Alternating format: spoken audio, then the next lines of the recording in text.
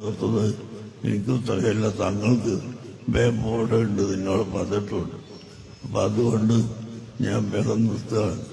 ബഹുമാനപ്പെട്ട തങ്ങളവർക്ക് 2 മിനിറ്റ് കഴിയും. ബഹുമാനപ്പെട്ട തങ്ങളവർക്ക് അല്ലാഹു തആല ഇസ്സത്തും മഹത്വവും ഏറ്റിക്കൊടുക്കുമാറാകട്ടെ. അവിടുത്തെ പിതാവ് എല്ലാം ഇന്ന് ഭൂമിയിലില്ല. അവർക്കെല്ലാം അല്ലാഹു ദർജനെ ഏറ്റിക്കൊടുക്കുമാറാകട്ടെ. അവരെയും നമ്മളെയും അല്ലാഹു സ്വർഗത്തിൽ ഒരുമിച്ച് കൂട്ടിത്തരട്ടെ. സയ്യിദന്മാരെ ബഹുമാനിക്കൽ നമ്മുടെ ദീനിന്റെ ഒരു ഭാഗമാണ്. ഒരിക്കൽ മടവൂര് CM വലിയുള്ളാഹിയുടെ അടുക്കലേക്ക് ഞാനും അവയത്ത് തങ്ങളും കുഞ്ഞിബ്രാഹിം മുസ്ലിയാരും 3 ആളും പോയി. മുമ്പിൽ നടക്കുന്നത് കുഞ്ഞിബ്രാഹിം മുസ്ലിയാരാണ്.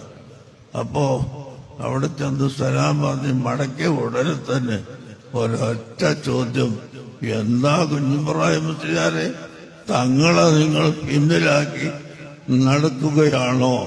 ഒരൊറ്റ ചോദ്യം ചോദിച്ചപ്പോ ഉടനെ തങ്ങളങ്ങോട്ട് കടന്നു എന്ന് പറഞ്ഞ്, ഞാൻ നടത്തിയതാണ്, എന്റെ ഉസ്താദാണ് അവര്, ഞാൻ അവരെ മുമ്പിൽ നടത്തിയതാണ് എന്ന് പറഞ്ഞു. അല്ലാ പിന്നെ അങ്ങനെ ആയിക്കോട്ടെ എന്ന് പറഞ്ഞു.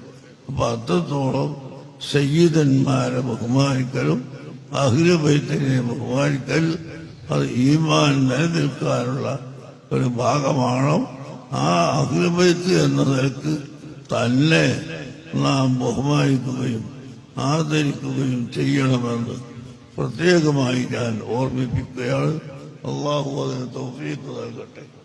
ഞാൻ ഇവിടെ നമ്മളെ പള്ളി ഉണ്ടാക്കിയത് 65 എഞ്ചിനീയർമാർ